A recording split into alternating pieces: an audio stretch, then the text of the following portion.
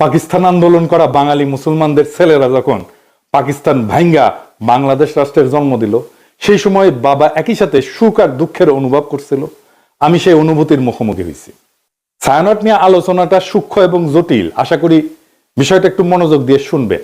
আমাদের জানা দরকার যে ছায়ানট কেন এই আক্রমণের শিকার হইল, ছায়ানটের বিরুদ্ধে কেন বাংলাদেশের সাধারণ মানুষ বিলা হইল। অনেক প্রশ্নের জবাব পাবেন। আমি নিজে ছায়ানটকে বাংলাদেশে ভারতীয় কালচারাল অ্যাসেট হিসেবে চিহ্নিত করছি, কোনো সন্দেহ নাই। কেন করছি সেটা আমি হয়তো পরিষ্কারভাবে ব্যাখ্যা করিনি। আজকে সেই ব্যাখ্যাটাও আপনারা পাইবেন। আসেন আল্লাহর নামে শুরু করি।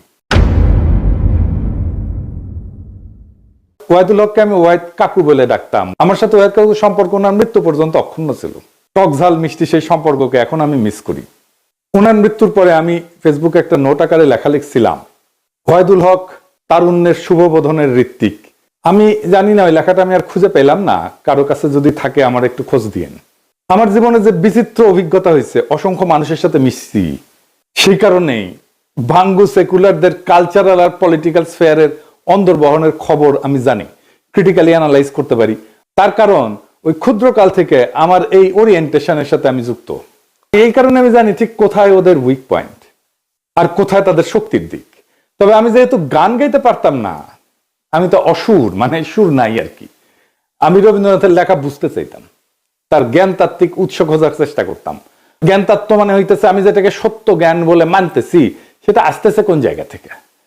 এই জায়গাগুলোকে বলা হয় জ্ঞান তাত্ত্বিক উৎস বা এপিস্টেমিক সোর্সেস, দর্শনের ভাষা। মানে এই গানটা কি বুঝায়, মানে ধরেন, তুই ফেলে এসেছিস কারে মন মন রে আমার, তাই জনম গেল শান্তি পেলি না রে মন মন রে আমার।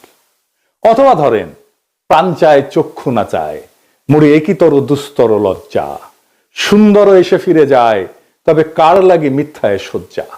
মুখে নাহি নিঃস্বরে ভাস, দহে অন্তরে নির্বাক বহ্নি, ওষ থেকে নিষ্ঠুর হাস, তব মর্মে যে ক্রন্দন তন্নি। মাল্য যে দংশিছে হায়, তবে শয্যা যে কণ্টক শয্যা, মিলন সমুদ্র বেলায় চির বিচ্ছেদ জর্জর মজ্জা। আহা কি মধুর! মনে করিছেন এটা প্রেম প্রীতির গান? জিনা জিনা ভাইজান, এটা অন্য জিনিস। আমার একটা বই আছে, রবীন্দ্রনাথ অন্য আলোয়। রবীন্দ্রনাথের অনেক গানের অর্থ ওইখানে ব্যাখ্যা করেছি। একদিন দরকার হইলে যদি টাইম পাই তাহলে একটা এপিসোড করে ব্যাখ্যা করতে পারি, গান ধরে ধরে এটা কি বুঝায়। তো এই গানের অর্থ আবিষ্কার করতে করতে, তার অন্তর্গত দর্শন খুঁজে বের করতে করতে একসময় আবিষ্কার করলাম রবীন্দ্রনাথ আসলে উপনিষদ। উপনিষদ মানে হিন্দুদের প্রধান ধর্মগ্রন্থ, তার একটা। উপনিষদের কন্টেম্পোরারি বা আধুনিক উপস্থাপনাই হইতেছে রবীন্দ্রনাথ। ওয়াহিদ কাকুর সাথে আলাপগুলা করতেই পারতাম না, আমাকে এই উপনিষদ আর রবীন্দ্রনাথ সংক্রান্ত আলাপগুলা করতেই দিতেন না। একদিন আমি বললাম যে, কাকু ওই যে, যদি ঝড়েরও মেঘেরও মতো আমি ধাই চঞ্চল অন্তর, তবে দয়া করো হে ঈশ্বর। এই গানটা তো ঋগ্বেদের, যদে আমি প্রস্ফুরণ নিব ধৃতির নাম আদো আদ্রিবহ, এটার অনুবাদ। ওয়াহিদ কাকু ভীষণ রেগে উঠে বললেন, তুই আর একটা ঋগ্বেদের শ্লোক অনুবাদ করে গান লিখে আন, দেখি কেমনে পারিস। তো বেদ আর উপনিষদের সাথে রবীন্দ্রনাথের লেখার অদ্ভুত সাজুজ্যের কথা বললেই ওয়াহিদ কাকু এইভাবে চেতে যেতেন। আমি বলতাম, বুড়া চেতে কেন? পরে বলছি, ক্ষুদ্রকালে আমি রবীন্দ্রনাথের রাজনীতির গুরু উদ্দেশ্য খুব পরিষ্কার ভাবে ধরে ফেলছিলাম। উপনিষদ ঋগ্বেদ পড়তে বাধা নেই, অবশ্যই বাধা নেই। নিশ্চয়ই জ্ঞান অর্জনের জন্য ধর্মগ্রন্থ পড়া উচিত, আলোচনা করা উচিত। আমি সবাইকে উৎসাহ দিই পড়তে সব ধর্মগ্রন্থই।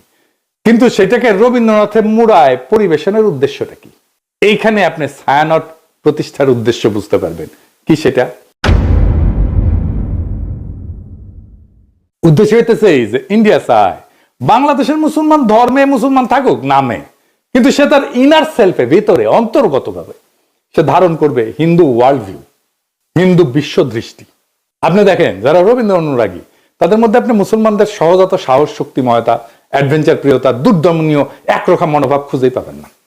তারা রাষ্ট্রের সার্বভৌমত্ব লুট হয়ে যাইতেছে, সেখানে সিল করে বেড়ায়, ফুল লতা পাতা নিয়ে বসে আছে, মনে মনে ভাবে বাংলাদেশ ভারতের একটা প্রদেশ হয়ে গেলে তো ভালোই।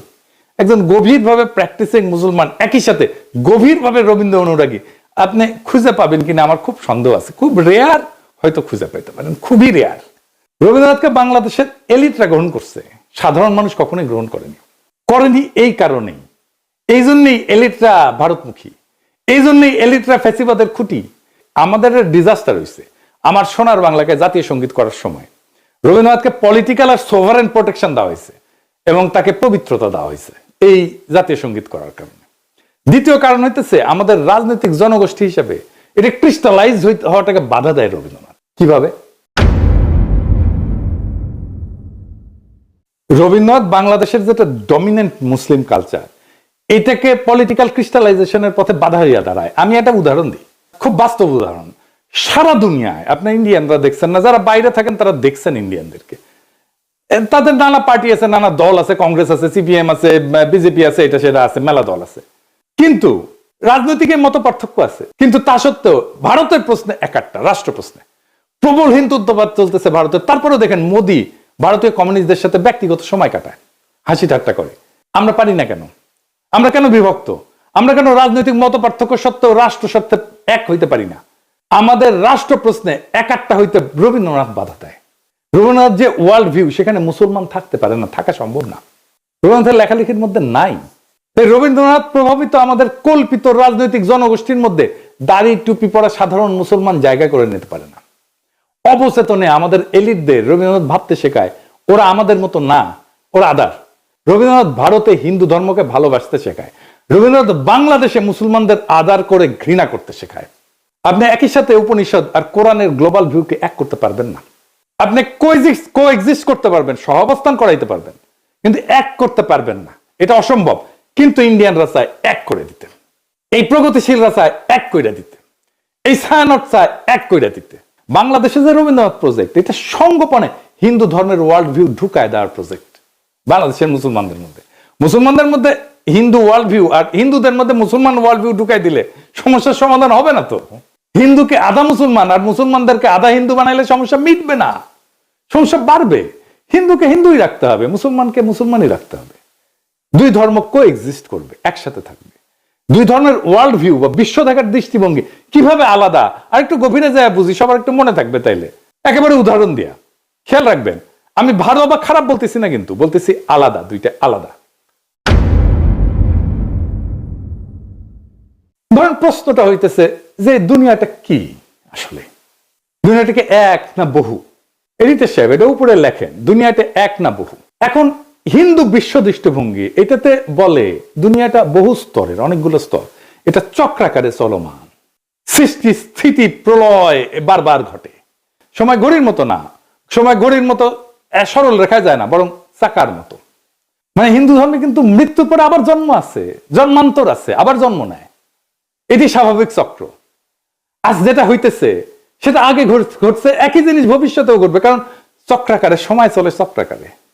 তার মানে পৃথিবী বহুবার সৃষ্টি হয়েছে, বহুবার ধ্বংস হয়েছে, আবারও ধ্বংস হবে। আচ্ছা, এইবারে ইসলামী ওয়ার্ল্ড ভিউ, এখানে বিশ্ব একবারই সৃষ্টি, কিয়ামত একবারই হবে। সময় সোজা লাইনের মতো, সৃষ্টি, জীবন, বিচার, পরকাল, সিম্পল, সিরাতুল মুস্তাকিম। ইতিহাসের একটা শুরু আছে এবং শেষ আছে। এইবার আসেন মানুষ প্রসঙ্গে। মানুষ আসলে কে? মানুষ কি সোল, আত্মাটাই মানুষ, নাকি দায়িত্বশীল ব্যক্তিটা মানুষ? এখানে হিন্দু ওয়ার্ল্ড ভিউ বলে, এদিকে লেখেন, মানুষ মূলত আত্মা, আত্মন বলে সংস্কৃতে। শরীর বদলায়, আত্মা থাকে। আত্মার লক্ষ্য হচ্ছে মুক্তি বা মোক্ষ। আমি এটা মুক্তিযুদ্ধ নিয়ে একটা আলাপটা করছিলাম। এই জগৎ থেকে বাইরে যাওয়ার সহজ উদাহরণ, কারণ এই চক্রের মধ্যে আপনি যখন ঢুকে গেছেন, বাইরে যেতে পারলে আপনার মোক্ষ ঘটে না। আপনি একটা পোশাক খুলে আর একটা পোশাক করলেন, পোশাক বদলাইলেন, কিন্তু আপনি বদলাইলেন না তো, তাই না? এই আত্মাই আসলে শরীর বদলায়। আমার মধ্যে যে আত্মা আছে হিন্দু ধর্ম অনুযায়ী, এই আত্মা অনেক দিন থেকে চলে আসতেছে, আমার শরীরে আছে। এখন আমার শরীরটা মরে যাবে, কিন্তু আত্মা বেঁচে থাকবে। এই আত্মা আর একটা শরীরে ঢুকবে, জন্মের নতুন জন্মের মধ্যে দিয়ে, এটাই জন্মান্তর। ওই জন্মে আমি কি হব? সেটা হবে আমি এই জন্মে যত পাপ বা পুণ্য করছি সেটার উপরে ভিত্তি করে আমি বড় লোক হব, গরিব হব, ব্রাহ্মণ হব, শূদ্র হব, যেটা খুশি। এবার ইসলামী ওয়ার্ল্ড ভিউ, মানুষ একক এবং অনন্য ব্যক্তি, এবং এই একটাই জীবনের একমাত্র সুযোগ, এটাই লক্ষ্য। জবাবদিহির মাধ্যমে ন্যায় ভিত্তিক জীবন যাপন করে আমি পরকালে অক্ষয় শান্তি লাভ করতে পারি। এখানে কোনো সেকেন্ড চান্স নাই। আচ্ছা, ভালো কাজ মন্দ কাজ এটা কিভাবে কাজ করে Hindu world view? Hindu world view এটা কর্মফল, মানে আমি যা কাজ করি সেইটার ফল, এটার ভালো মন্দের ফল স্বয়ংক্রিয়, এটা কেউ বিচারক না। কিন্তু দেখেন সেকুলার এবং বামপন্থীরা ওরা কিন্তু একটা কথা বলে, কার্মা ইজ এ বিচ, এই কথা বলে না, মানে কর্মফল। বুঝছেন, ওরা যে আসলে হিন্দু কালচারটাই নেয়, সেটাই হচ্ছে এই কথা। দেখেন অনেকে এটা বলে, আপনি দেখবেন আওয়ামী লীগ টাওয়ামী লীগ বাম যারা আছে প্রগতিশীল, তারা এটা বলে কার্মা ইজ এ বিচ। তার মানে কর্ম আসলে ফলটা দেয়, কর্মই ফলটা দেয়। আমি যেটা করতেছি এটাই ফল দেবে। ফল পেতে এই জন্মে না হলেও পরের জন্মে আমি ফল পাবো। এমন একটা পাপের জন্ম হবে পরের জন্মে, ওইখানে যে আমি আমার এই আজকের কর্মের ফলটা আমি ওইখানে পাবো, এটা কর্মফল। ইসলামী ওয়ার্ল্ড ভিউটা কি? ভালো মন্দের নৈতিক হিসাব আছে এবং বিচারক খোদা তাআলা, আল্লাহ তাআলা। ইচ্ছা, নিয়ত, প্রেক্ষাপট, এখানে সবকিছু বিবেচনায় আছে, ভালো মন্দের বিবেচনায়। 4 নাম্বার, সমাজে আসলে বৈষম্যকে কিভাবে দেখা হয়। Hindu world view. হিন্দু ধর্মে তো আপনি জানেন যে জাতিভিত্তিক ভাগ আছে আর কি, মানে ব্রাহ্মণ সবার উপরে, শূদ্র সবার নিচে। আমি বলে ব্রাহ্মণ, এটা মাথায় রেখে। তো যাই হোক, এই যে বর্তমান অবস্থা, এইটা পূর্বজন্মের ফল হিসেবে দেখা হয়। আমি যদি এই জন্মে খারাপ কইরা থাকি আর কি, তাহলে এটা আমার পূর্বজন্মের ফল। আমি যদি এই জন্মে ভালো কইরা থাকি, তাহলে আমি পূর্বজন্মে অনেক পুণ্য করছিলাম, সেই জন্য এই জন্মে ভালো করেছি। সো হিন্দু ওয়ার্ল্ড ভিউয়ে মানুষ উঁচু নিচু জাত হয়ে জন্মায়, জন্ম থেকেই সে উঁচু বংশের অথবা নিচু বংশের। এইবার ইসলামী ওয়ার্ল্ড ভিউয়ে কি বলে? মানুষ জন্মগতভাবে সমান, সমান মর্যাদার। এইখানে যে ধনী গরিব বা মানুষের কষ্ট আছে, এটা একটা পরীক্ষা, এই জগতে পরীক্ষা। এবং ইসলাম ধর্মে অন্যায় দেখলে নীরব থাকাটা পাপ, গুনাহ। 5 নাম্বার, মানুষের আসলে ডেস্টিনি কি, শেষ লক্ষ্য কি? হিন্দু ওয়ার্ল্ড ভিউ কি বলে? মানুষের শেষ লক্ষ্য হচ্ছে এই জগতের বন্ধন ছিন্ন করা। মানে এই যে চক্রাকারে যে চক্রের মধ্যে পড়ে গেছি না, ওই যে বলে না চক্করের মধ্যে পড়ে গেছি, এইটাই হইতেছে হিন্দু ওয়ার্ল্ড ভিউ। চক্করের মধ্যে পড়ে গেছে, এখান থেকে চক্কর সেটা বাইরে হয়ে গেলে এটাই হচ্ছে মুক্তি। এই সংসার মায়া, চূড়ান্ত শান্তি হচ্ছে বিশ্ব থেকে মুক্তি। আমি আর জন্মাবো না এসে আর একবার। আপনি আতুর ঘরের কথা শুনছেন না? আগে ছিল কিন্তু এখন নাই। আতুর ঘরে যখন হিন্দু রমণী সন্তান সম্ভব হয়, তখন এটা ঘরের এক কোনায় একটা জায়গায় আলাদা একটা ঘর বানানো হয়, ওইখানে সন্তান জন্ম দেয়। কেন? কারণ এই জন্মটাই তো পাপ একটা, জন্মই আমার আজন্ম পাপ। একটা কথা আছে দাউদ হায়দারের, এটা বই ছিল না, জন্মটাই আমার আজন্ম পাপ। এটা হিন্দু ওয়ার্ল্ড ভিউ। তাই জন্মটা যেহেতু পাপ এবং জন্মটা যেহেতু অপবিত্র, সেজন্য তাকে দূরে রেখে জন্মটা দিতে হয়। বুঝেছ? আচ্ছা, আর ইসলামী ওয়ার্ল্ড ভিউ কি? জগৎ মায়া না, এই দুনিয়াটা রিয়াল, এই দুনিয়াতে ন্যায় প্রতিষ্ঠা করাটাই কাজ। সমাজ, রাজনীতি, অর্থনীতি সব গুরুত্বপূর্ণ। এই দুনিয়া, ইহজগৎ খুব গুরুত্বপূর্ণ। পরকালটাকে এই জীবনে ইহজগতে যা করছি সেইটার আমি ফয়সালা পাবো, বিচার হবে। তারপরে তার সেই অনুযায়ী আমি হয় বেহেশতে যাব অথবা দোজখে পড়ব। এই বিশ্ব একটা নৈতিক পরীক্ষা। মানুষ আল্লাহ তাআলার এক দায়িত্বশীল সৃষ্টি, যাকে পাঠানো হয়েছে দুনিয়াতে তার খলিফা কইরা। এটা একটা স্পিরিচুয়াল জার্নি, এটা কমপ্লিট করার জন্য। কমপ্লিট হয় হাসরের ময়দানে, বিচারের সামনে যায়। এখন প্রশ্ন হইতে পারে, তাহলে কি হিন্দু মুসলমান একসাথে একটা রাষ্ট্র বা সমাজে থাকতে পারবে না? হিন্দু মুসলমান দুই ধর্মের মানুষ কিভাবে তাদের স্বাতন্ত্র্য বজায় রেখে একসাথে শান্তিতে থাকতে পারবে? সেটার রাজনৈতিক সমাধান বের করতে হয় তো রাষ্ট্রকে। এর চাইতে বড় কাজ তো ভারতীয় উপমহাদেশে আর নাই। কিন্তু আগে সিদ্ধান্ত নিতে হবে, আমরা শান্তিতে থাকতে চাই। সিদ্ধান্ত নিলে পথ বের হবে, পথ আছে। চালাকি কোনো সমাধান না, সমাধান চালাকি করে বের করা যাবে না। হিন্দুকে আধা মুসলমান বা মুসলমানকে আধা হিন্দু বানায় না, এটা হবে না। এইটা করতে থাকলে একটা অনিবার্য রক্তাক্ত সংঘাতের দিকে আমরা যেতে থাকবো, সমস্যার সমাধান করবে না, আর কঠিন জটিল সংকটের দিকে জাতিকে নিয়ে যাবে। শুধু জাতিকে না, ভারতীয় উপমহাদেশকে নিয়ে যাবে। কিভাবে সম্ভব? একটা ছোট্ট উদাহরণ দিয়ে বলি। দেখেন, আমরা যে ধর্মই পালন করি না কেন, রাস্তায় ট্রাফিকের লাল লাইট দেখলে তো সব ধর্মের মানুষ দাঁড়াই, তাই না? বিবাদ হইলে তো একই আদালতে যায় সব ধর্মের মানুষ ফয়সালার জন্য, তাই না? আমরা তো ভোট দিতে হলে, নেতা নির্বাচন করতে হলে একই ভোট সেন্টারে যাই ভোট দিতে সব ধর্মের মানুষ, তাই না? এটাই নাগরিক হিসেবে একসাথে থাকা। নাগরিকত্বই আমাদেরকে একসাথে বাঁধবে। স্পিরিচুয়াল জার্নি না, আমার ওয়ার্ল্ড ভিউ না, আমার নাগরিকত্ব। আমি যেই জায়গায় আমরা নাগরিক হিসেবে আমি শেয়ার করি, সেই জায়গাটা আমাকে বাঁধবে। যাই হোক, আগের আলাপে ফিরে আসি। ছায়ানট নিয়ে বাংলাদেশের মানুষ চূড়ান্ত বিলা হয় 2018 সালে। হ্যাঁ, 2018 সালে যখন বাংলাদেশের মানুষের চোখে স্পষ্ট হয় মোদির সাথে ছায়ানটের সম্পর্ক। কেন ছায়ানটে হামলা হইলে মোদির বিজেপি বাঙালিদের জায়গায় উঠতে বলে? এটার উত্তর কি দেখছেন? ছায়ানটে হামলা, বাঙালিদের জেগে উঠতে বলল মোদির বিজেপি। কেন? কারণটা হইতেছে 2018 সালে ভারত সরকারের পুরস্কার পায় ছায়ানট। স্বয়ং মোদী অভিনন্দন জানায়। শুধু অভিনন্দন না, ছায়ানটের এই ভারত রাষ্ট্রের পুরস্কার, যার জুরি বোর্ডের চিফ ছিল স্বয়ং মোদী, সেই পুরস্কার না আসলে একটা গুরুতর নৈতিক এবং রাজনৈতিক ভুল। এটা কোনো ভারত বিরোধী আবেগ না, এটা রাষ্ট্রীয় সহিংসতা, জনগণের স্মৃতি এবং সাংস্কৃতিক প্রতিষ্ঠানের নৈতিক সীমা, এই তিনটার সংঘাত। কিভাবে? রাষ্ট্রীয় পুরস্কার কিন্তু কখনো নিরপেক্ষ না। রাষ্ট্রীয় পুরস্কার মানে এই প্রতিষ্ঠান আমাদের রাষ্ট্রের নৈতিক এবং সাংস্কৃতিক বয়ানের অংশ। এটা কোনো ব্যক্তিগত শিল্পীর সম্মান না, এটা রাষ্ট্রীয় বৈধতার অংশীদারিত্ব। পৃথিবীর বহু মানুষের কাছে মোদি গুজরাটের কসাই নামে পরিচিত। এটা রাজনৈতিক গালি না, এটা একটা নৈতিক অভিযোগের একটা প্রতীকী নাম। বাংলাদেশে মোদি অসম্ভব ঘৃণার পাত্র। বাংলাদেশে মোদি বিরোধিতা কোনো বিমূর্ত বিষয় না, বাস্তব ঘটনা। 2021 সালে মোদি বাংলাদেশে সফরের বিরুদ্ধে ব্যাপক গণপ্রতিরোধ হয়, পুলিশের গুলিতে সংঘর্ষে বহু মানুষ মারা যায়, শহীদ হয়। সাধারণ মানুষ এটা প্রতিরোধ করছে। কেউ এটা অস্বীকার করলে সে ইতিহাস অস্বীকার করতেছে। এখন প্রশ্ন হইতেছে, যে ব্যক্তির আগমনের বিরুদ্ধে বাংলাদেশের মানুষ জীবন দেয়, তার নেতৃত্বাধীন জুরি বোর্ডের মনোনয়নের পুরস্কার নেয় একটা রাষ্ট্রের কাছ থেকে, ছায়ানট এটা কিভাবে সংস্কৃতি বলে চালায়? আর সেই রাষ্ট্রের কাছ থেকে, যেই রাষ্ট্রের বর্তমান সরকার মুসলিম নিধন, নাগরিক বঞ্চনাকে স্বাভাবিক করে তুলছে, কাশ্মীর থেকে দিল্লি সব জায়গায় এটা প্রমাণ আছে। এই দুই অবস্থান। এখন ছায়ানট তো বলতে পারেন আমরা রাজনীতি করি না, এ দাবি আর টেকে না। এই যুক্তিটা সবচেয়ে বড় ভণ্ডামি। কারণ রাষ্ট্রীয় পুরস্কার গ্রহণ করে একটা রাজনৈতিক কাজ। রাজনৈতিক ক্ষমতার কাছ থেকে সম্মান নিলে আপনি রাজনীতির ভেতরে ঢুকে পড়েন। রাজনীতি করি না বলার তখন সুযোগ থাকে না। রাজনীতি করি না বলার সুযোগ একদম শেষ হয়ে যায়। রাজনীতি না করলে ওই পুরস্কারটা প্রত্যাখ্যান করতে হয়, গ্রহণ করলে রাজনীতির দায় নিতে হয়। তো মোদি কেন ছায়ানটকে বন্ধু মনে করে বুঝতে পারতেছেন তো? এটা তো কোনো কাকতাল না। এই প্রশ্নটা সবচেয়ে ভয়ঙ্কর। মোদি ছায়ানটকে বন্ধু মনে করে কারণ ছায়ানট ভারতীয় সাংস্কৃতিক হেজিমনিকে বাংলাদেশে ফেরি করে। তারা সফট হিন্দুত্ববাদকে রবীন্দ্রনাথের মোড়কে উপস্থাপন করে বাংলাদেশে ফেরি করে। ছায়ানট তার একটা নিরাপদ সাংস্কৃতিক প্ল্যাটফর্ম হয়ে উঠছে, যাকে ভারত রাষ্ট্র তার মতাদর্শিক সফট পাওয়ার হিসাবে ব্যবহার করতে পারে, স্বীকৃতি দেয়। এইটাই তো বাংলাদেশের মানুষ দেখছে। তো ছায়ানট কি করতে পারত?